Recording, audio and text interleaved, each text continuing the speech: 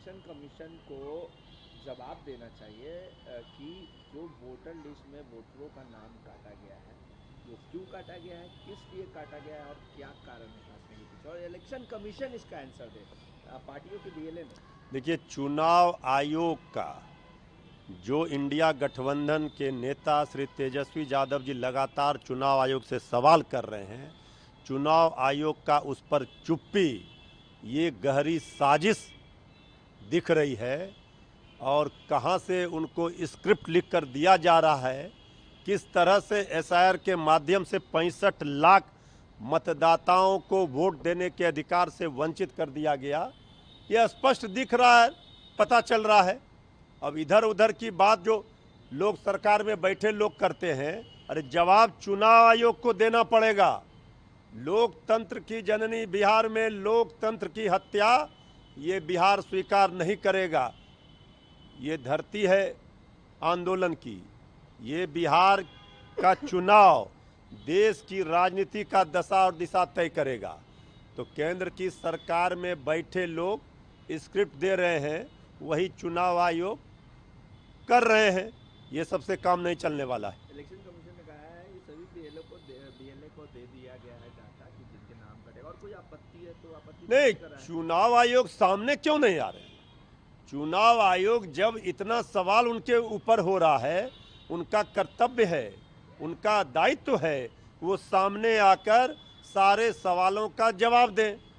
तो चुनाव आयोग अगर भाजपा आयोग बनकर रह गई है तो फिर कुछ कहना नहीं है, लोकतंत्र का फिर कोई मतलब ही नहीं है। तो आपत्ति है तो आप लोग आपत्ति दर्ज भी तो करा सकते हैं। अरे आपत्ति ही आपत्ति है, लगातार आपत्ति दर्ज कराई जा रही है, आवेदन दिया जा रहा है, लेकिन चुनाव आयोग तो कुछ सुनने के लिए तैयार ही नहीं है। ये तो इधर उधर की बात करके असली मुद्दे से ध्यान ही भटका दिया जा रहा है। ऑपोजिशन के द्वारा लोकसभा और राज्यसभा में एसआईआर को लेकर भी प्रोटेस्ट किया जा रहा है। प्रियंका गांधी ने कहा है कि हम लोगों को कमजोर करने की कोशिश करें, हमारे आवाज़ों को दबाई जा रही है सदन में, और यही कारण है कि विपक्ष के द्वारा प्रोटेस्ट किया जाए। वहीं ट्रम्प के मुद्दे को लेकर भी काफ़ी हंगामा हो रहा है। देखिए, एसआईआर के मुद्दे पर सड़क से लेकर सदन तक, न्यायालय तक लड़ाई लड़ी जा रही है और प्रतिकार किया जा रहा है इंडिया गठबंधन की ओर से, और इस मुद्दे को हम लोग छोड़ने वाले नहीं हैं। और एसआईआर पर तो जेडीयू, आदरणीय नीतीश कुमार जी भी चुप हैं, और जेडीयू के भी कई विधायकों को ये चिंता, डर सता रहा है। अगर हर विधानसभा में 25 से 30 हजार वोट कट गए हैं तो फिर उन विधायकों के लिए भी खतरा है। तो वो लोग भी आक्रोश में हैं, और किसी भी समय जेडीयू के 2 दर्जन विधायक पाला बदल सकते हैं, जेडीयू छोड़ सकते हैं, बगावत होगा, जेडीयू में भी बवंडर मचेगा।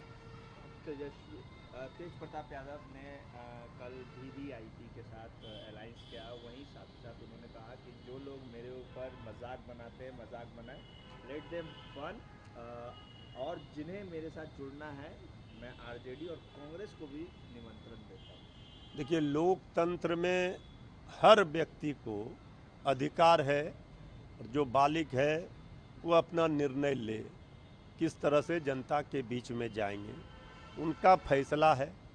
उनके फैसले पर क्या टिप्पणी करना है? निमंत्रण दे रहे हैं तो भाई निमंत्रण दे रहे हैं, अब जिनको निमंत्रण दे रहे हैं, अब निमंत्रण देने से तो कोई किसी को नहीं रोक सकता है ना। अब कौन कहाँ जाएंगे नहीं जाएंगे, सब लोग स्वतंत्र हैं।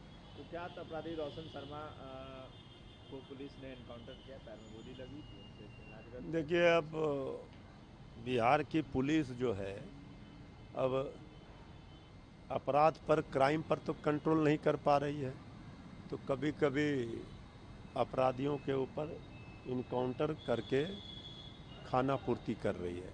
अरे क्राइम तो रुकने का नाम ही नहीं ले रहा है, क्राइम से बिहार कराह रहा है। तो इनकाउंटर से क्राइम रुक कहाँ रहा है? क्राइम तो पहले कंट्रोल करे। जब मुख्यमंत्री जी का इकबाल ही समाप्त हो गया तो क्या होगा क्राइम कंट्रोल?